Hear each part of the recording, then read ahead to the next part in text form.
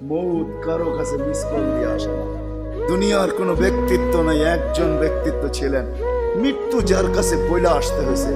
আল্লাহ নিজে বলছেন মালাকুল মৌতকে, বন্ধুর কাছে যাবে, অনুমতি দিলে ঢুকবে, নাইলে ঢুকবে না। অনুমতি নিয়ে বুকে হাত রাখবে, নাইলে রাখবে না। আমার বন্ধুর অনুমতি ছাড়া হাত রাখবে না বুকে।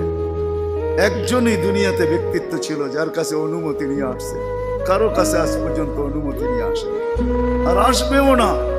সত্য এটাই। এই জন্য আসেন, ওই জান্নাত, এটাই আমাদের ছোট জীবনটার উদ্দেশ্য। এই জন্যই আল্লাহ ডেলি ডাকে, 5 বেলা ডাকে, গ্যারান্টি দিয়া ডাকে, সিল লাগা ডাকে। ইদা সালুহা সালুহা সাইরুল আমাল। 5 ওয়াক্ত নামাজ যদি এই উম্মত কমপ্লিট করে দেখাইতে পারে, তো আল্লাহ আমাদের নবীজির সাথে ওয়াদা করছেন, আমিও আপনার উম্মতের জীবনকে কমপ্লিট করে লিখে